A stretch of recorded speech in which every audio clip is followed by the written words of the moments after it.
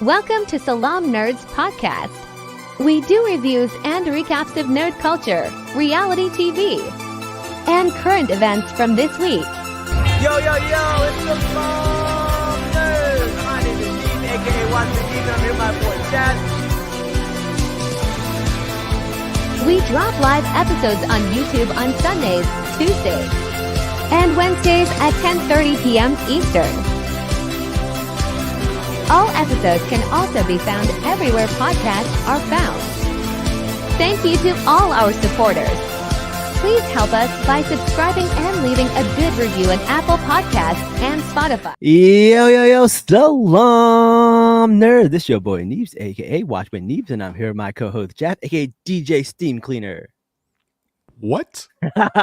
Yo, I got a steam cleaner this week, and it's the game changer. And like I have the mopping kind, or yeah. So I went to a Lowe's and I just rented it. It's like $30. You rent the steam cleaner, steam clean my vacuum. Yo, it's the cleanest my house ever been. I've been you know how last week I was obsessed with like vacuum seals. Now I'm obsessed with steam cleaners, and I think they're like amazing. So I like steam clean my whole house today. And honestly, I didn't even go to the gym because it's a workout. I mean, I yes, it is. Bro, I have this shark mop, and it's just steam, right? It works incredible on like all hard floors. Ooh, highly recommend that. I like this, but this is like an industrial strength one. It's not like one you can buy. It's like super duper that you have to rent, and like holy crap! And the cool thing is you get to see all the junk that like comes out. Yeah, it's so gross. It's nasty. It's that brown liquid water. Yeah. I don't know why. It's like it's so satisfying because then you're like, oh, my house is so clean now. You can see it. Yeah, it's great. I'm not the cleanest person, but like I have these like short bursts of like crazy organization and crazy cleanliness. But like outside of that, I'm a hot mess. You're straight up ADHD, man. You're just like me. I know. I am super ADHD, man. It's crazy. We didn't do a Salaam Nerd last week because we were both together at UPNA. Good times. It was wild times.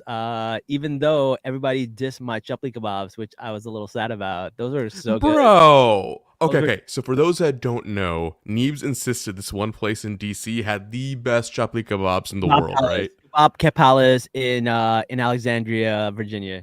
So good. Right. So this was what, like 2-3 a.m. where you and I went to this place. It was a hot mess. Ordered like 8 orders of kebabs. This is we were like, oh, it's gonna be so good. It's gonna be so great. Cost me like $100. Yeah. Which, by the way, thank you for paying. Yeah. And so we get back to the hotel and we're like sharing chapli kebabs, and everyone's like, yay, this is delicious. So delicious. You guys just can't handle spice because it was spicy. It was not spicy. That's not why we didn't like it. Get the fuck out of here. Y'all lying. Y'all friends. First of all, it was not spicy. Because you're from Houston and you have this like little thing where you're like, oh, no food is as good as it is in Houston. And so you have this little chip on your shoulder. So I don't even take your advice anymore about food. Bro, right? just fly into Houston. Fly in, okay? I will show you good chapli kebabs. And I'll take you to 4 different places. Some hole in the wall, some higher end. And they will all be better. We'll do it. We'll do it. But listen, on the East Coast, we don't have better chapli kebabs in that place, and I guarantee it. Especially beef chapli kebabs. Because chicken chapli kebabs you can find everywhere, but beef you can't. They're very hard to find. Beef is very easy to find, bruh. I don't know what you're talking about. All right. Well, listen. I don't have beef with you, but speaking of beef, have you ever had beef with your mom? No comment. All right. So listen, I want to introduce you guys to a special guest. We have her in the waiting room. This is somebody I randomly started following on TikTok, and she would tell these cute, funny stories about like how she met her husband and other things that are going on in her life. And I was like, oh, this is fun. I like this person. She's like Pakistani and like, you know, she's got this cute, bubbly personality. So she told a story about how she met her husband. And it's this like really, really cute story. It was adorable. And people were like, you got to turn this into a book. You got to turn this into a book. So she turned it into a book? She turned it into a book. It came out, but we have to talk about this book because it's incredible, but it's not the kind of book you think it is. So let's bring on to our podcast, Farah. Welcome to the show. I'm so hungry now. Why'd you have to start talking about chapli kebabs? Love me some chapli kebab. Oh, but hi, thank you so much for having me. Yes, thanks so much for being on the show. Tell us a little bit about yourself. We would love to get the lowdown. Yeah, sure. So I'm Farah Naz Rishi. I write books, mostly young adult books for children. My first book was I Hope You Get This Message, and then I wrote a couple of rom-coms after that, and then I wrote this this memoir. So I'm just collecting more and more books like Infinity Stones. It's great. Yeah, I'm gonna need like a whole anthology for like my bookshelves right here. Yeah. It'll be great.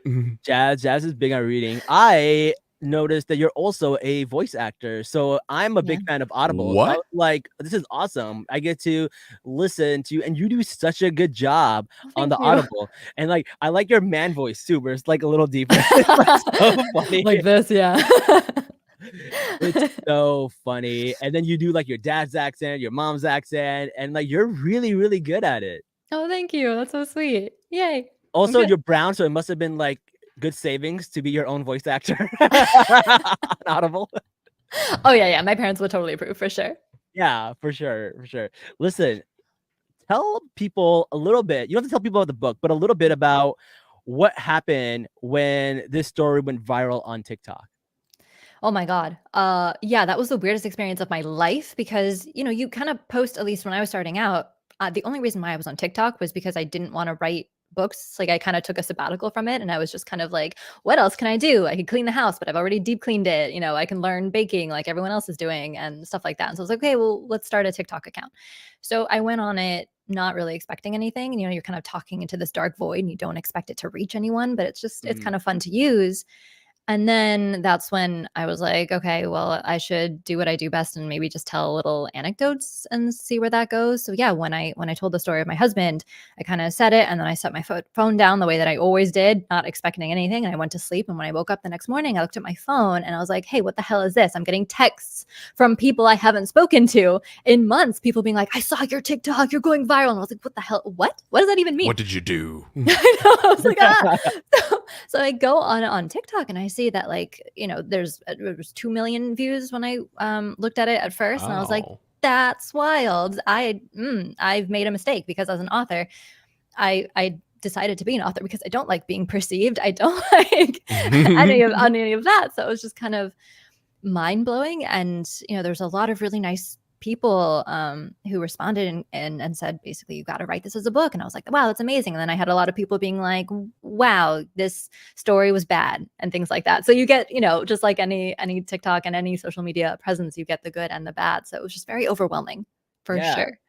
Listen, this story was really, really incredible to me. Not just because I felt like, oh man, this is just like something that's so unusual and it doesn't happen every day, but like, your husband is such an awesome guy. I was like, Jazz, you read this book and you're like, I could be this person. I want to be this person if my insecurities wouldn't get in the way and my pettiness doesn't get in the way. I could be as amazing as this guy in my head, but in real life, my pettiness and my insecurities get in the way. But this guy is so amazing.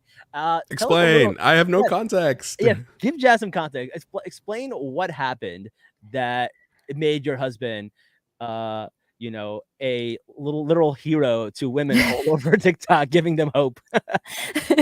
So Stephen, he has the patience of a saint. So we met in college. So when I was 19 years old, he was 19 years old. We met in class and we were paired together for a class project. And from the get-go, he was just really, really friendly and very disarmingly kind. When someone is almost suspiciously too nice and you're like, they're hiding some deep dark secret. Yeah, like they're trying to tell me something, right? Trying to get me into Scientology. Yeah, exactly. So I was like, I don't like this guy. I hate this guy. I don't trust him. So that was kind of our initial reaction. Also, he came in class 10 minutes late. He was wearing like ugly flip-flops in the middle of January. So I was like, I don't like this guy. I don't like his vibe. But then we were paired for the project. He was nothing but really, really kind, annoyingly kind in a way. And then eventually I found that he was just really fun to talk to and so on and so forth. Anyway, years go by basically where we kind of become really, really close. We become best friends, and he's really sweet. And, I, in the meantime, am talking to my mom about like getting married. And so he's just kind of, Steven, in the meantime, is kind of the person that I talk to whenever I'm, need advice or something. We kind of lost touch for a little bit.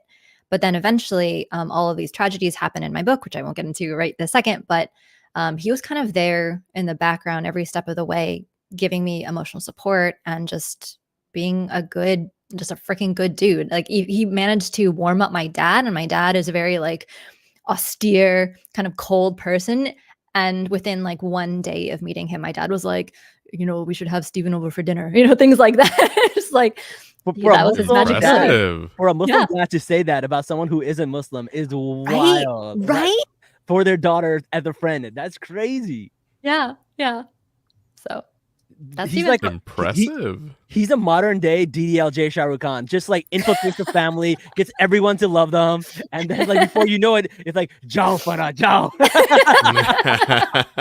God, I need to rewatch that movie. It's so good, so good. That was actually one of the first movies I introduced him to. That and Kuch Kuch Hota Hai, which in retrospect classics. I should have realized. Yeah, the classics. And he was like, the Shah Rukh Khan guy's so cool. I'm like, I know. That's great. So funny. If you combine those two movies together, it's kind of like your life. It was a sign. It was a sign. It's a really cool story. I really, really loved it. But it's not all like, sunshine and rainbows. It does come with trigger warnings, and I did not expect that. Jazz, I was listening to an audio on the way to DC, and on the ride there, I'm like, oh, this is such a nice book. I am enjoying this. And then on the way back, I'm like in shambles because it gets so sad. What? Yeah. I don't. Do we want to get spoilery? Yeah, No, spoilery. I don't want to do spoilery, but I think trigger warnings might be necessary on this. Yeah. Because I want people to like read this book, but I also don't want them to just have that come out of nowhere, because I would have to pull over. I was like, oh my God. Yeah. It is crazy. Okay, what's this book called? I'm about to just buy it. Thank you. It's called Sorry for the Inconvenience, which is kind of a running theme in the book of like feeling like an inconvenience and constantly being apologetic to everyone and even yourself about it. Yeah, I've recommended this book to a bunch of people who have already bought it. So like I should be getting commissioned. Like yeah. Let me contact my publisher. I'll tell them right away. Exactly. I was like, oh, this is about a rom-com and it's really cute and how they met. And they're like, okay. And it also deals with like being Daisy and having a complicated relationship with your mom. And they're like, oh, you should have started with that. When I told girls that, they were like, I'm in. I would have. All right, it'll be here Tuesday. Awesome. Thank you. Yeah. Like, oh, we would have crowdfunded this book. It's really, really like, such a great detailed experience to how to deal with a complicated relationship with your parents. And if you don't have a complicated relationship with your parents, you might just love them a little more. I have been told that many a time, and I'm like, I'm glad. No, it's cool. But there is some trigger warnings that we have to kind of share, and one of them is suicide. Yes. Which I don't want to get into, but it does take place in this book, and it is kind of sad. And that's something that Jazz, you and I have talked about so many times on this podcast, because I spent 5 years being a suicide hotline listener. I spent 5 years learning all the ins and outs. And that's incredible. When I read this book, I was like, I kind of felt like a little bit like so happy that I did that, because I was like, man, if I help one person who's like somebody's, sister or brother or something like that, worth it. It'd be worth it. And reading your book really, really touched me. It really did. Thank you. That means so much. It's obviously, it was a really personal thing. And so when I went through that whole experience, I was like, I am so amazed by the people that can talk to people who are struggling with that. And how do you even know the right things to say, right? Like that question constantly haunts me, obviously.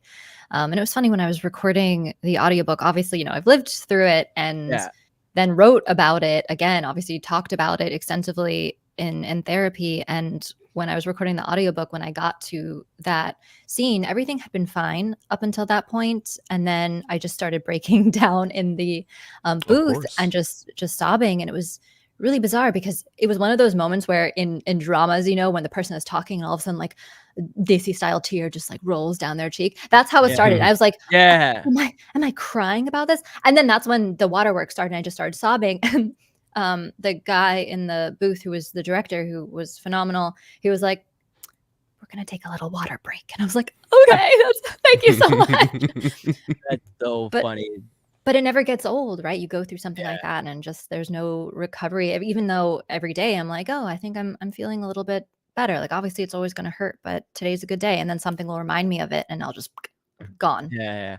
Well, we had somebody on our podcast who was a psychologist, and she talked about generational trauma and stuff like that. And one thing that she said that really stood in my mind is that trauma is like a time machine, like, because it's never in the past and it's never in the future, it's always in the present, because like that's how trauma works. So like no matter when it happens, it doesn't feel like it happened in the past. So we were talking about the separation of India and Pakistan and the partition, and she was like, when people were interviewed and they talked about the partition, no one talked about it as if it happened in the past. Everyone talked about it as it just happened, because that's a trauma response, and in trauma response is always like, it's like captured in the present. You always feel like it just happened. So it's really, really interesting when they talk about that. I thought that was really interesting. So when you talk about, you know, being in the booth and feeling like that, that makes a lot of sense. Yeah. You're like brought back to that moment and you're forced to relive it every single time that any trigger, I guess, happens, which is interesting and terrible. Yeah, that's really cool. And also, like, you got Mindy Kaling to sponsor this book or put it in her like book club or something. That's crazy. Yeah, that was a surprise actually to me. I didn't know. So what ended up happening was, so they acquired the book. My editor acquired the book, and in her mind, she was like, I feel like Mindy Kaling and her imprint would like it, because my editor and my publisher, they're under Little A, which is like a part of the Amazon publishing industry basically, but Mindy Kaling has her own imprint, which is also a part of Amazon. And so when my editor acquired it, she was like, I feel like Mindy might like it, but I don't want to tell, you know, Farah, because I don't want to like get her hopes up or anything like that. You never know. Yeah. So apparently she sent it over, and Mindy, I guess, liked it. Her team liked it. And then when I got edits back towards the end of this whole process, I saw there was one page that was placed in the manuscript that said, here is where Mindy will write her statement. And I was like, who the hell is Mindy? Is there some like other editor named Mindy that's been, I was like, what is going on? So then I thought about it. I was like, it'd be fun. Like, obviously when you think Mindy, I think of either one of two people. I think of like my childhood favorite dog or Mindy freaking Kaling. I was like, it wouldn't be Mindy Kaling. Why would she have anything to do with this book? Yeah. But then I saw that Mindy Kaling was a part of Amazon. I was like, no, that's wild. So I called my agent and I was like, do you know anything about this? And she was like, nope. Oh, okay. Let's talk to your editor. And so then my editor was like, oh yeah, so Mindy Kaling read your book. I was like, why are you now surprise? That's crazy. That's super, like, I would be over the moon. That's pretty. And then she wrote something in the book. Did she record it too, or was that, I don't remember if it was her voice in there or not. No, she wasn't a part of the audiobook itself. She just recorded some videos like promoting the book, which was wild for my name to be said by her. I was like, this is surreal. I need to go sleep for the next like 48 hours just to process this. That was crazy, man. But like, if any book was gonna get that, I feel like this book should. It's such a good book, and it's a good, easy read. I don't know if that's a compliment or not, but like if I get like, I'd have trouble reading, because number one, like, I can't pay attention to reading that much, right? So I read the Audible, and I was like, you know what, I could read this book. It just flowed so well. The story was captivating. I wanted to get to the next chapter. What did you just say? I'm gonna read the Audible.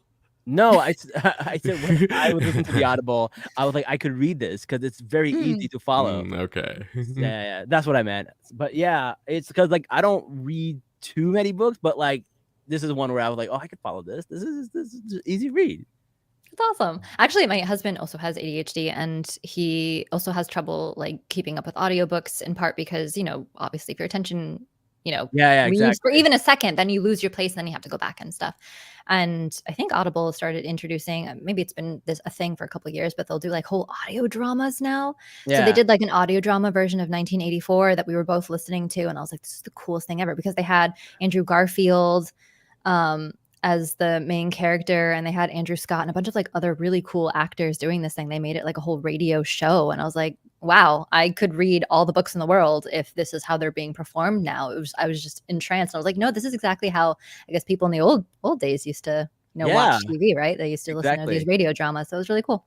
One of the radio dramas that happened here in New Jersey, it caused a riot because they were doing War of the Worlds, and War of the World takes place in New Jersey. So when they were reading the audio drama on radio, people thought aliens were really attacking New Jersey. Like, it was real. No. Yeah, it was crazy. I think Orson Welles was the guy who narrated it too, and it was pretty wild. But yeah, Oops. that's of it. But what I do is I can't listen to audiobooks when I'm at the gym or when I could only do it on drives, because on drives you get what they call highway hypnosis. So basically your body's on autopilot because it knows how to drive, and then basically your mind is free to listen and take in things. So you get into a highway hypnosis, and then you can take in all of the things that the book is saying to you a lot easier. And especially for self-help books and stuff, it's really, really great. Like corporate books and books on management, I read them all on drives, and that's the only way I can actually like take it in. Oh, that's really cool. What's it called? What Highway hypnosis? I thought highway hypnosis was a bad thing. That doesn't sound like it sounds like it'd be a bad thing. But Yeah, it is a bad thing, but like, I mean, it's a bad thing because like if it's at night and you're like, kind of on highway hypnosis and you're not really paying attention. But usually what happens is now with GPS, you kind of don't even remember how you got home. So you ever like drive home and then you get there and you don't remember the process of how you got there? That's called highway hypnosis. So that's okay. That is actually happening. I remember everything. Jazz remembers everything. No, I don't know what you're talking about, man. Like, that just sounds dangerous. Like zoning out on the road. Like, you don't zone out because your brain knows what to do. But it's like basically your brain goes through the whole thing. If say you watch the whole football game, right? But you don't remember the football game, you only remember the highlights. That's pretty much how you drove home. You forgot the whole game, but you remember the highlights. But you know what happened. You know who won. You know it's like your brain goes on low power mode. Yeah, that's what it feels like. My brain is like dangerous. still function. It is. Yeah, I mean that's why I was like, I'm gonna be a passenger princess from now on. No more driving. That's crazy. No, man, it was really, really great. But it's not just about you and your now husband. This is also about you and your mom and your dad. And I don't know. I don't want you to spoil anything, but can you share a little bit about that?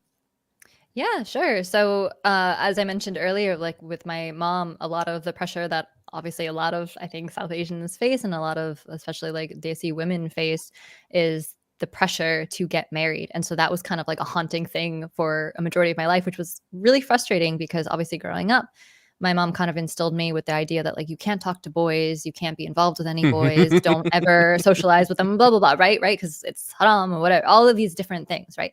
And so I took that, and then all of a sudden when I turned like 19, 20, it was like, so you need to start thinking about marriage. I was like, how? Like, what is this turn? And that's like a very common occurrence with South Asian parents. They don't do like, slow easing or anything, so you can understand how better to socialize and put yourself out there. Or there's like little understanding that like, well, okay, that's fine, but like, if I want to find a guy, it would be easier if I at least had a chance to speak with them or something like that. So that was really jarring. And that was kind of a lot of the tension for me in college, was mom constantly being like, well, have you found a good boy yet? We need to start this whole process of you talking to them, meeting their family and, starting the marriage process, all while I was trying to figure out who I was. So that was a big thing. And my dad was very much hands off. We moved around a lot because he was really busy. He was in the Air Force. So he kind of was just watching this like, okay. That was up until he gets it. Yeah, he was like, I'm just going to leave that to you. Good luck.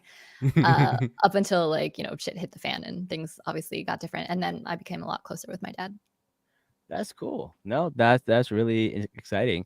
I also remember a lot of fun TikTok videos that didn't make it into the book about Mm. how you would go on dates and stuff, but you were still friends with your husband, and he would have a lot of insight into the weirdos that you would be talking to. Oh my God. I don't even know. I don't think I put this in the book, but I remember there was this one time when I was in law school and I went on like we'll call it a date. Not really, obviously, but it was kind of like a date. So I meet this guy at an arcade and it was like a nice chance to just get to know each other. And, obviously big crowd and stuff there. So I was like, okay, this will be safe. So we get to talking. And then maybe 5 minutes into our conversation, I was like, this is not going to work. This guy's really creepy. This guy's giving me like all sorts of red Ooh. flags. I do not like this. So Steven was also in Portland where I was going to law school with me at the time. He was getting his post back. And so I text him and I made the mistake because I couldn't really pull out my phone and text for a really long time to explain the situation. So I must have sent him the most cryptic freaking message that one could send. It was something like, need help, come to this address. And he was like, oh my God, she's gonna die. So he comes rushing and like poor guy like bursts into the arcade. He's like covered in sweat and stuff. And he's like, are you okay? Is everything all right? And I was like, oh, and then obviously it was an awkward situation, right? Because imagine you're on a date with somebody and then some random guy like comes in the middle of your date just being like, is everything okay, right? So I'm like, oh, this is my friend Steven. He really wanted me to go see something, so I gotta go. And poor Steven was like, I'm so confused as to what's happening. But that's Play when I along. managed to, yeah, like please Yeah. play along. So we managed to escape. So these were the kind of scenarios that I would foolishly get myself into, and then Steven would have to break me out essentially. So things like that. That's crazy, man. Like I just love the stories of you and Steven and how he's like always there. He's always there and like, and doesn't ask for anything. And it's a rare thing to find in somebody. Yeah, and I think that's partially why I felt so suspicious Yeah. for the longest time. Because again, like when someone is that kind and asks for so little, and you know, how do you justify that? How do you understand it? So I was like, well, there's no way that this is anything. Maybe he's just nuts. Like it doesn't make any sense. Like it just doesn't make any sense why someone can be so Yeah. kind.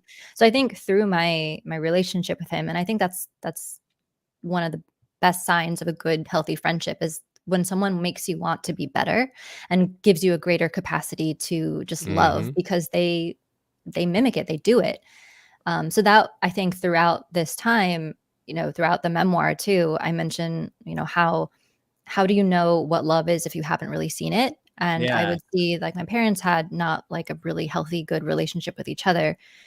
But in my friendship with Steven and obviously some of my really, really close friends, I was able to see it and kind of learn how to do it. So, I mean, Yeah. that's a sign of a good friendship. It's really it's a weird but really beautiful relationship because it's not like a relationship where like he was just a friend and he was friend zoned, but you had feelings for him too for a while. You just didn't know it, and you also kind of like turn yourself off to it because of the pressures from your family and stuff, right? Which I Yeah. think is very, very different than someone just being in the friend zone. It was a very complicated thing, and it has a lot to do with culture. It has a lot to do with your parents, and that's what I thought was like, oh, this is such a unique story. I really, really feel like both men and women need to kind of hear this because there are people like this, and it's really like nice to see. Like it almost like I was like people probably said like if I didn't know this was a real true story, I would read this book as a fiction and be like, who wrote this character? Because this is no such thing as a character like this. That was the interesting part of writing this is trying to understand, and that's what I do as a writer. I try my best to understand what a character's motivations are. That's the most important thing. And while I was writing this, I was constantly asking myself, what the hell were the motivations of Steven? Like just view Steven as a character. He doesn't make any sense. And that's how I felt, not just about him, but but also about, some of my really, really close friends that stuck with me through all of this. I was just kind of like, what is your motivation? Really, the motivation is just love and caring for other people, which blows my mind. Have you gotten to Dress Rosa on One Piece? Desert Rose? Yeah, let's just call it that. No, I have not. All right, cover your ears. I'm going to spoil something. No, don't. You Cover mean your you can ears. share it. Go ahead, share it. It's fine. Go ahead. There was a character on that show, and he states one thing, and it goes something along the lines of, don't question someone's love for you. Like, it's just gonna be there. And Fair. when you start asking these questions, you really put them in a box that you may not intend to, and then people will get confused by it. But you really don't want to question anyone's love. Like, it's just gonna be there. I Yeah. don't It's think great. it's about questioning somebody's love, but like what you're saying, I kind of understand to the point where like I would love for you to write a sequel to this book from his perspective. I think that would be phenomenal. Oh, that'd be cool. That would be so cool because I want to know what goes in the mind of a guy like that and how can I make myself like that.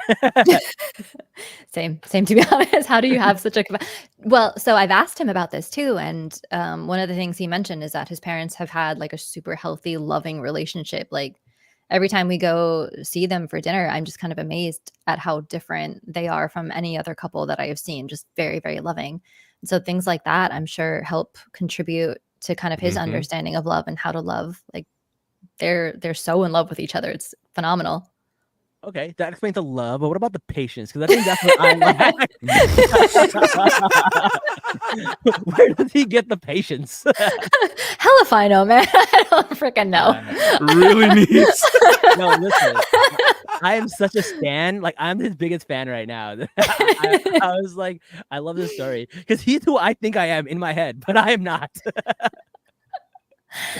I don't know. I think so at one point in the memoir, like I asked him about that, and I think the way that he had responded was something along the lines of like, if you really care about someone, you're gonna wait for them because anything else is just gonna fall short, right? Like once someone has taken your heart, like what is the point? Yeah, it was his answer was very like Sufi love poetry. I was like, what the hell? Where the hell did this guy come from? That's crazy. I would still love to read a book from his perspective. I think that'd be really cool because like there is a gap when he's like, he went through his own trials and tribulations about like med school and all of that stuff. And I think that would be really cool because when for a lot of guys, when they're in a situation where they're going through their own stuff, they don't have the capacity to be there for other people. It's very difficult. And for him to do that, I think it was really, really cool. And I would love to know like what was going through his head and what was his, thoughts and like processes that he was going through, and his relationship with his parents would be a good insight into that. Like, what is a healthy relationship? What is the hell? Right. Like, please, Who needs? Yeah. There's a real question. I mean, and the reason why we became friends pretty early on was because he like clearly made an effort to help like deconstruct the patriarchy in his own mind and to see kind of the assumptions that he made about women's roles and his own roles and things like that. So he did take like a couple feminist courses, and I think that also helped shape who he is. And I think that's also just part of his personality where the patriarchy hasn't seemed to grip him as tightly, and as a result, a lot of the insecurities that a lot of people face, this obviously patriarchy affects men and women equally, I think. He's not necessarily affected by it the same way. Like he's really, really analytical about things. So things like women being weaker or subservient logically just doesn't make sense to him. Like it's just a stupid argument in his mind. So these kind of things I think help him be also really secure. And as a result, when we have conversations about things, those kind of potentially, sexist, misogynistic assumptions will never enter the chat, essentially, and which makes it easier to work through those issues as well. That's cool. That's fascinating you say that. Like, I don't know when this happened, but a couple of talking stages I've had, girls almost want to be that now. And I'm like, why? Like, they want to just be the subservient homemaking role, and I'm just like, domestic goddess, those kind of things I've been seeing a lot of. I understand the easy life thing, but they're like, it's a bit beyond that. It's just beyond just wanting to be a homemaker. It's like, I really just do not want to do this. And they'll post things like, oh yeah, we shouldn't have rights, and I'm like, what are you saying? Like, well, here's the thing, there's so many people in this world, you're always going to find people in every genre, every bucket. There's going to be people like that, there's going to be people like that. I feel like once you find somebody that you like, what does it matter what all of these other people Right, are yeah, doing? obviously, like, you know, it's not my cup of tea, and I'm just like, yeah, no, this is not gonna work out. But like, do you happen to know why people are that way? Like, that's something I've always tried to figure out, and I just haven't had an answer for it. I don't know. My theory is that people have always been like a wide variety of like thoughts, and now with the internet and stuff like that, and people go viral, we just hear about them more. Right? People have always had unique thoughts and stuff like that. There's always been people who wanted to be more feminist, and there's always people who wanted to be more, you know, domesticated or whatever. And basically, now that everyone has a platform, you just hear it more. And the polarizing sides are the ones that always go viral. Whereas like all of the other ones in the rainbows, in the bag of Skittles that is society, they're just like ignored. Yeah. So I do think that there's some truth in that. And I think social media plays a huge role. Obviously, all women have different perspectives and different, you know, goals and stuff. And I do think that being a full-time homemaker, raising kids and things, that is in itself a full-time job and hard work. I think the issue that I see, and the thing that does concern me, is when social media tends to romanticize that kind of lifestyle. And I see people go viral because they're romanticizing it, being like, this is me being a domestic goddess and look how perfect and done up I am at all times. And so people who view this think of that as a reality and something that looks really nice. Like it looks like it'd be a great job, when obviously that is, you know, the people that are living that life generally are filthy, dirty, rich, and are living in really nice houses and can afford to buy these like really expensive dresses. So they have this romanticized version of what it means to be a homemaker, and that's kind of their whole shtick. That's so true. But speaking of romanticizing, I feel like your book actually does a really good job about not romanticizing this story, because there's a lot of harshness in this story. It's a harsh read at points where I was like, I thought I was opening a book and it's just going to be this cute Disney meet and greet and like, you know, meet cute, and I was like, I was gonna have a happy time, but you know, it was tough to get where you were. It was a struggle. And I have my own things where I'm like, listen, I'm like, you know, I'm about 40 and like I haven't found anybody, and I was like, other people are going through their own struggles, man. Everyone's struggle is just as hard as the other person's. You never know. People who you feel like are super happy and they're content, you don't know what it took to get there. It's crazy. Yeah, no, I mean, I think, and that's why the first half of the book is interesting, because I do feel like I had a really easy life. There was very little turmoil. It was great. It was wonderful. And then obviously you never know when things can just completely turn on its head and suddenly you're left kind of rudderless and down the creek. So I wanted to kind of capture that. That's really great, and we're glad you had Stephen. And then once his book comes out, we'll have him on the podcast. That'd be awesome. I really want to read this. Like, yeah, it's so good now. Like, yeah, it's really, really good. But like, it does take a turn. It takes a few turns, and you're just like, let's go. Oh, no, not this, not like this.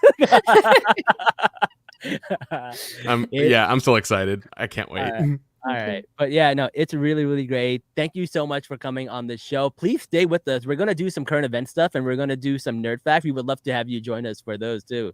Yeah, hell yeah, let's do it. She wants to do nerd facts. I can't wait. She's going to do nerd facts. But before we go, is there anything else about the book that you want to mention that we have not mentioned? No, I think we're good. Just for those who are interested in reading it, please take a look at trigger warnings. I think I have them posted on my Instagram page. All right. Boy, oh boy, it's a doozy. Yeah, and where can we buy this? Because I bought it on Audible, but where else could people buy these? You can buy it at bookshop.org or Amazon or pretty much any of the big online retailers. BNN is another place that sells it as well. Actually, wait, question. Yeah. Which of these stores gives you the most return for you? That's so sweet. They're all good. As long as my publisher sees the sale, they're like, yes. Make that money. Okay. Alrighty. I'm also very curious about the process of like getting a book done, because like I've always wanted to write a book. I have a very interesting story too that I've actually did a TED Talk a couple of years ago, and I've always wanted to turn my TED Talk into a book.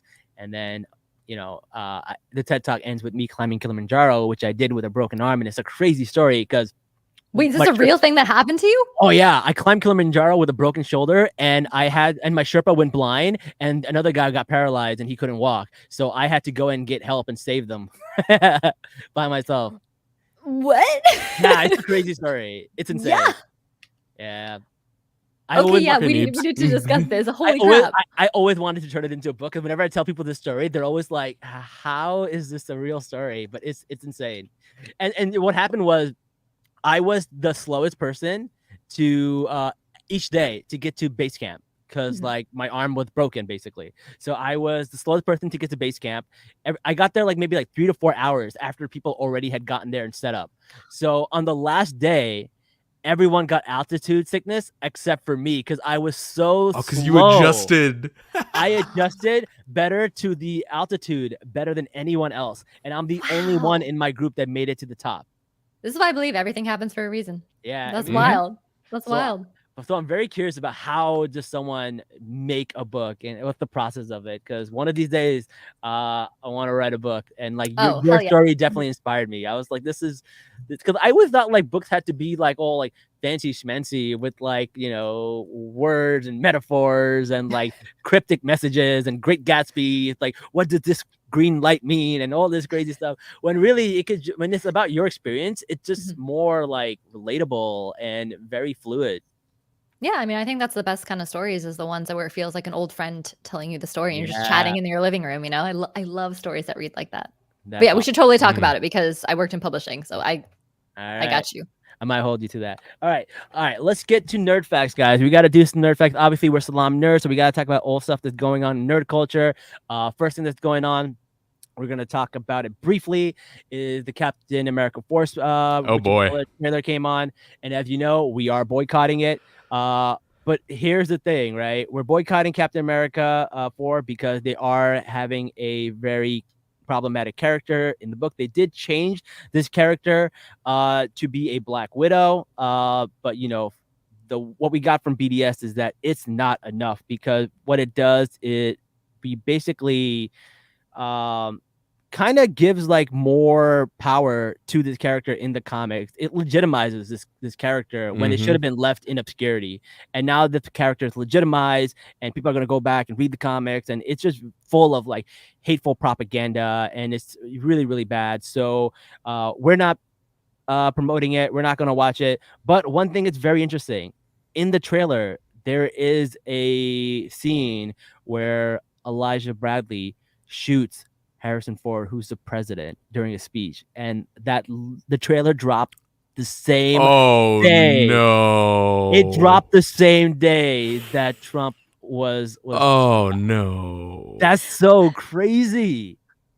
What are the chances? That's so wild. That was insane. Oh man. I don't know. That was pretty wild. But yeah, that's all we're gonna say about that, because we're not promoting that movie. But right, yeah, I can't even talk about this right now just because I'm still processing thoughts on things. So yeah, okay. That's insane. Marvel didn't drop a trailer for Agatha All Along. It looks like a very zany comedy. It's kind of like somewhere between like She-Hulk, so it's gonna get a lot of hate. Obviously, it's a female led, so it's gonna get a lot of hate. But it's also kind of campy, so it's also gonna get hate for that. So I don't know how that's going to do. What were your thoughts about the Superman costumes, Jazz? Like, they just came out with Hawkgirl and Guy Gardner and Mr. Terrific and their costumes, and people are hating on them. I mean, here's the thing about these costumes. People are going to hate on them. And the reason I also taking a little step back from it all is because after they CGI it, after they do all these other things, right, it's going to look a lot different. Yeah. So I don't know just yet how I feel about it. I really do want to see like something a bit more post-production than just the raw images. Sure. But until then, I'm just going to hold my thoughts, because they're not even raw images. They're leaked images from somebody's camera. Right. Yeah, exactly. Like, it's going to be bad quality. They're not going to look right. The angling's probably terrible. Obviously no post-production on it. I just don't know yet. And before I really start, because I do have feelings about it, But before I let them out, I do want to take a step back and make sure that I'm not harping on something that's not there yet. Also, we don't know the storyline. They might be bad on purpose. They might be like some kind of corporate costume from Maxwell Lord, or his mom might have sewn his costume together, so maybe that's why it doesn't look like a real superhero costume. Because there's a lot of storylines that they can do to make it make sense. Yeah, like a lot of things can change. So yeah, Farah, are you excited for the Superman movie? What are your thoughts? Are you a Superman fan? I have no idea what you guys are talking about. I'm like meanwhile, like I'm opening tabs to be like, what are these costumes that they're looking at? You know, there's a new Superman movie coming out. What? Yeah, it's Hold on. Superman. Who's in it? I don't even know who's in it. Is it coming out in 2025? Yeah, it's coming out in 2025. It's coming out a year from now. Oh, geez. Did they just announce it, or is it like been a thing? No, you're just not into that nerd life like we are, man. Dang, more like Neebs. Just yeah. Not me. yeah. Well, listen. Are you a big fan of Barbie and Oppenheimer? Were you part of the whole Barbenheimer? Oh, that was your time. Sure. We might get another Barbenheimer, Jazz. It's going to be Gladiator and Wicked. Gladiator 2 and Wicked are coming out at the same time. I actually love both of them, so I'm super excited. Yes. Like, you don't understand, man. Like, I absolutely love the character of Elphaba and like just the whole Wicked musical. Like, I've loved it for years. This is my time to shine. That's another book that I read that I don't really read a lot of books from, but I read that one. That one's also darker than you think. It's super dark. Yeah. I read that in like 9th grade and I was like, oh, this will be fun. Yeah, sure, for sure. And then I read it. I was like, what the heck? Oh my God. Yeah. I was like, oh my God, this is a dark story. Alba had a tough life, man. I hope she finds love. Oh man. All right. And then we got some animated movies coming out next year. A whole list of animated movies just dropped for announcement. The first one is Aang from Avatar: The Last Airbender. It's coming out January 20th. So that's gonna be the first big movie of 2025 that is animated. God, yes. Are you a big Avatar? Are you an Avatar fan, bro? Oh hell yeah. Of course. Hell yeah. Anyone with a brain loves that. My God. Yeah, anyone with a brain, absolutely. Oh man, that's my one complaint about your book. Not enough Avatar references. So true. That's the one complaint. I'm gonna put that when I review it. What else we got? There's a Cat in the Hat animated movie coming out, which I'm like, why? I don't know. And then we got Toy Story 5 is coming out. No. How do we feel about that, guys? How do we feel about Toy Story 5? I'm sad. Look, like, I mean, it should have ended with the third. Let's be honest. Yeah. So, another cash I'm still grab. gonna watch it. Another cash grab. You know, I'm still gonna be there day one. It's watching it. Like, well, here's the thing: Toy Story is not the only movie that's coming out with a 5th installment. Shrek 5 is also coming out. How do you feel about that? I will be honest. Every time Shrek movies come out, my life has been good.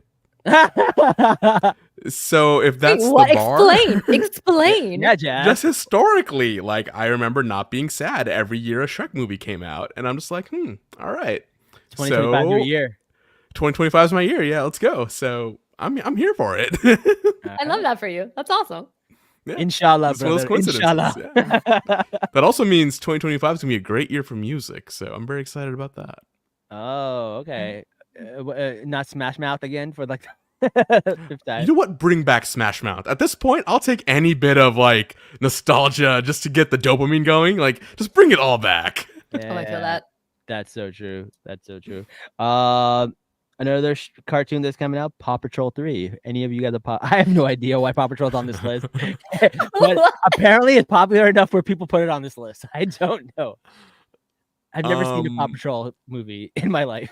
I have not either. Maybe we should start watching Neebs. Maybe we got to start doing reviews on Paw Patrol. No, it's ACAB, man. ACAB. We don't do Paw Patrol. Isn't it a bunch of dogs that are cops, right? Okay, never mind. I had no idea what Paw Patrol was. I don't know. But speaking of animals with shows, there's a sequel to TMNT coming out. Teenage Mutant Ninja Turtles are getting a sequel. Let's go. Yeah, that's gonna be. Are you a Ninja Turtle fan, bro? Oh my God, I used to be. Is the new Oh my god, I can't even talk. Teenage Mutant Ninja Turtles. They came out with a movie like 2 years ago, right? That was really good. It had Io. What's her name? Yes. Yeah, she was April, right? She was the voice of April. Yeah. I love Yeah, that. yeah. I watched that on the plane like 2 years ago, and I was like, dude, I why? This love movie has that. no business being so good. It was And so it- good. I also watched that on the plane. That's so funny. What is up with you guys like watching Ninja Turtles on planes? Yo, it's a good plane movie. You know what's another good plane movie? Iron Giant. So I highly recommend it as a plane movie. No, that's terrible. Because then I'd start crying. I'd start the sobbing best. Right, hysterically. dude? I looked over to the person next to me and I'm just in tears. And they're like, well, I wonder what he's watching. And I see they're watching the Iron Giant. Yeah, and they're just like, oh, okay, yeah, that's valid. Yeah. Here's tissue, man. Like, That's true. Oh my god, that's so funny. Speaking of but your book actually has a lot of video game references though. It doesn't have like movie references, but there are some video game references, right? Oh, hell yeah. Yeah. ooh, I can't wait to read it now. Yeah. So there's a lot of video game stuff in there. And then finally Frozen 3 is coming out. So this is the third Frozen movie. This one I'm conflicted about. Why? The first one was so good. Yeah. The second was kind of meh. Yeah. So what's gonna happen with this last one? Is it gonna follow the trend? Is it gonna be really bad, or is it gonna bounce back and be really good? I don't know. I know, but Frozen 2 made a lot of money, so Did you guys see the documentary that was made about like the behind the scenes and how the process of making it went? It was No. really interesting. No, I was just curious. So I watched it because I was like, oh, a whole behind the scenes where they talked about like the stress of writing it and why they struggled so much. And I was like, oh, that makes so much sense. They did so many rewrites yeah, and they did a lot of like tests where they had, other Pixar employees come and watch like early versions of it, and it just was never landing right. And I was like, oh yeah, you can see that, you can feel that in the storytelling. That for the second one. explains so much. They really struggled with it, and so I was like, that makes sense. Very Yeah, second interesting. movie, I'm just like, I feel like it was definitely like somebody rewrote it at the end. Like, story was going one way, Yeah. then it took a turn, and then took another turn. And I'm like, none of this just follows. What's going on? Yeah, it was very So- convoluted. So apparently, that's what was happening in the But writers' room. listen. Sometimes when you're making a movie with kids, it doesn't matter. Because my nieces, their favorite movie is Cars 2, and that's probably one of the most worst movies Pixar has made. That's their favorite movie. In fact, Wait, we went. Cars 2? Yeah, they love Cars 2. What more can these cars be up to? I'm so curious. In Cars 2, they go to Europe and go to the Formula 1 Cup. So it's like they go to Europe. Yeah, Dang. and the bad guys, big oil, and it's just it's funny because I thought Cars 1 was way better because of it. Like, So yesterday on Saturday, we took my nieces to their first NASCAR race, and I never realized how loud NASCAR is. You gotta wear like muffled things. It's so crazy, but it's really exciting in the beginning, and it's really exciting in the end. But in the middle, it's just a bunch of turns. it's so boring. It's so boring in the middle. I can't even. I was like, oh, how much longer? They're like, oh, they have to do 90 laps. I'm like, oh, where they at? 20? I'm like, oh my God. It's insane. But to be fair, it's really cool because like they have a lot of cool food set up. It's all like carnival food, like mozzarella sticks and ice cream, and like the food was really, really good. So I did enjoy the food. It was like all carnival food. I Did love you the not pass Cars, out? man. Yeah. But I love the Cars. They go left, then they go left again, then they go left again, then they go left again, on and on and on. But they do crash. We saw a few crashes, some bad crashes. Yeah, that's. I wish there was a way to not have that. Like, personally, I love time trials. Like, Yeah. I love seeing like ghost cars, and then the actual car kind of like overlaid on it, and seeing them like go through it. I'm just like, this is cool. Like, let's see if you can hit that corner. Let's see if you can like shave off time here or there. Like, I love that. But actual racing was like, All right. It's not That's why I safe. play Mario Kart. Yeah. Mario Kart. If Maybe that's why I love it so much. you're onto something, because if they start throwing turtle shells in NASCAR, I'm in. Yeah. I'm in. Son of a bitch, you got me. All right. Let's before we go, let's do some nerd facts. All right. So this is the My time. favorite part of the show. week. Favorite part of the week. People are big fans. Like when we do the analytics, people forward to the end to do just listen to the nerd facts sometimes. They'll skip right to it. So Hopefully talk not about, this episode. This episode was great, by the way. yeah, this episode is really solid. Well, most of the people listen to the whole episode, but there's a few. We see a little spike at the end. I would do it. I want to listen to these facts. Yeah. All right. Let's go. So, did you know in Oklahoma it's illegal to wrestle a bear? How many people have tried this that they had to make it like illegal? I'm very concerned. And I'm pretty sure they made it like into like a wrestling ring. Like they had to actually wrestle a bear, not like, oh, you just randomly ran into a bear and had a triple threat match. Like, no, somebody probably was like bringing bears into a wrestling ring and wrestling with them. People need better. I need to hobbies. Google this. Well, like people have said that Khabib, who is one of the UFC champion, was actually when he was a little kid, he used to train with wrestling with bears. That's how he trained and fought. So wow. That's crazy. Oh my God. Okay, bear wrestling used to be a popular pastime at bars that littered the Sun Belt, which Oklahoma is part of. And so, yeah, that's a legitimate thing. They had to outlaw it to save the bears. Oh, man, but I would actually go to Oklahoma for this. The only reason I would ever go there. Yeah, but Neves, you know these animals aren't being kept in proper conditions and they're not ready for this. So, well, that's fine. Someone can dress up as a bear. And Yeah, that would be true. pretty much equally entertaining. Yo, have you seen, what are they called? Sun bears? They just look like humans Yes. dressed in bear costumes. They're my favorite. Oh my god, they're my What? favorite. What is a sun bear? I gotta look this up. It's very surreal. It doesn't look real. They don't look real. They're incredible animals, but they don't look real. Are they golden? Like the sun? So they have this They're- like necklace looking thing on their fur and it's golden, right? Oh, so they're it's called like a- sun bears. But that necklace thing kind of makes them look like they're wearing a bear head. And that's why it kind of Right, looks like yeah. a person in a costume. Oh, that's so interesting. That's so it's not just like a bear with a gold medallion trying to be gangster. It's just No. Like here, Neves. Let me just share this real quick, all right? all right. Tell me, does this look like an actual animal or does this look like a bear? That does not look like a real person. That does not look like a real bear. Get out of here. That's a dude in a costume. That's an oh my god. No way. That is a costume. No, these are bears. Look at that's a man with no ass. Like what? How come these bears don't got asses? That's what I mean. That's what I want to know. Oh my god. Yeah. Oh no way. That's bears don't walk like that. That's not that's a man. Unfortunately, these are real. Yeah. Look at that one. He's like, oh no, I forgot to pay my taxes. Like, look at his face.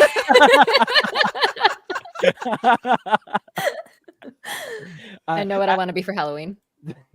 a sun bear. That's so crazy. All right. The most abused drug in the world. What do you think it is? Coffee.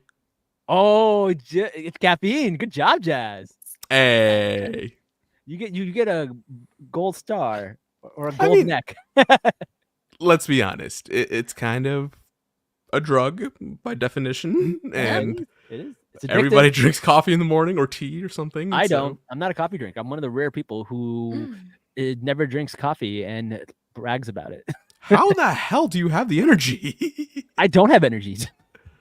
What are you talking about? You're I a have- goddamn Energizer bunny. That was literally one of the first thoughts I had when we started talking. I was like, how many shots has this guy had? No, I have short bursts of energy, and there's just like I have short bursts of cleanliness. I have short bursts of organization. I also have short bursts of like being smart.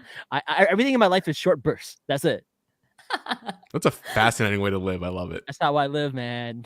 Living on the edge, like you just never know. I live my life a short burst at a time.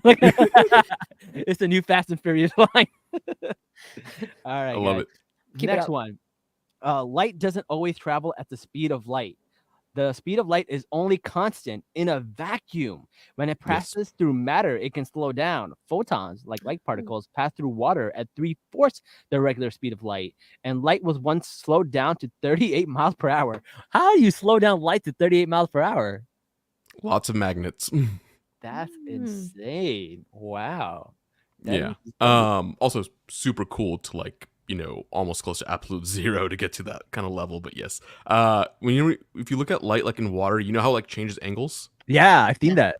Yeah. Yeah, so that's why, because like the light is slowing down, so instead of going this speed, it'll hit the water and just like slow down and go at a different angle. So refraction causes it to slow down a little bit. More like the other way, like it's slowing down and causes refraction. Ah, interesting. All Mm. right. Yeah. 85% of the Fortune 500 key executives are fraternity and sorority members.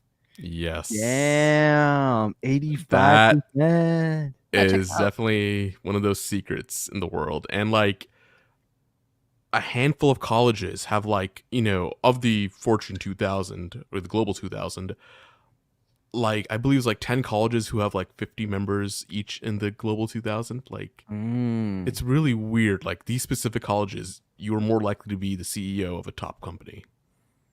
You know what they say? You're also likely to be a CEO of a top company if you're a sociopath. Also true. Sororities, fraternities, CEOs, sociopaths. Sociopaths. Yeah, It's all coming connected here. together. It's all coming together. I think one of those bears in that costume could be a CEO if he wanted to be. Honestly, no, he tried, but he was all stressed. Yeah, that's what that stress bear was working on. Oh no, my KPIs! I'll never be able to make this year's numbers. The fact that you mentioned KPIs, I keep forgetting you're a vice president of a company too. So yes. Don't tell people that, because then I don't have an excuse to be dumb. All right. Do people not know it's a bit, or do people really think you're dumb? Sometimes I don't know if it's a bit. What are you talking about? Here I am thinking it's a bit the whole time. Sometimes I can't tell. All right. The North Pole of Uranus is dark for 42 years at a time. For 42 years, it's a dark hole. Dang. God, there's so many jokes I want to make right now, but I don't want to do it in front of Farah. Do it. Listen, you think I'm not thinking it? No, not gonna do it. Dark hole of Uranus? There's no joke to be made there. What are you talking about? I don't see it. I just don't see it. Well, Neebs, I'm not exactly surprised. All right, guys. I'm sorry. Couldn't resist. The founding fathers, Thomas Jefferson, John Adams, and James Monroe, all died on the 4th of July. Wow. You know, America. You know what's really annoying there about was a this fact? meme. All right, There was a go meme on. a couple, like 2 weeks ago. Yeah. And people were posting that fact and like, hey, the universe has a chance to do something really funny this year. And I was like, oh no, y'all are terrible. Oh no! And then a week later, oh my God! You know what's really interesting? This fact is on this calendar, right? And it's not on the 4th of July. It's on the 9th. Wow. That's so dumb, What a They missed really dropped the opportunity. ball on that. bro. That's Write them a letter crazy. right now. Right. A violin contains 70 different pieces of wood. Damn. A what? A violin. Oh, okay. It contained 70 different pieces of wood. That tracks. You have to kill like 70 different trees to make a violin. No. The wood can come from the same tree. It just has 70 different parts. Oh, okay. Yeah. 70 different pieces of wood. Yeah, I guess it is a different tree. Sure. That makes sense.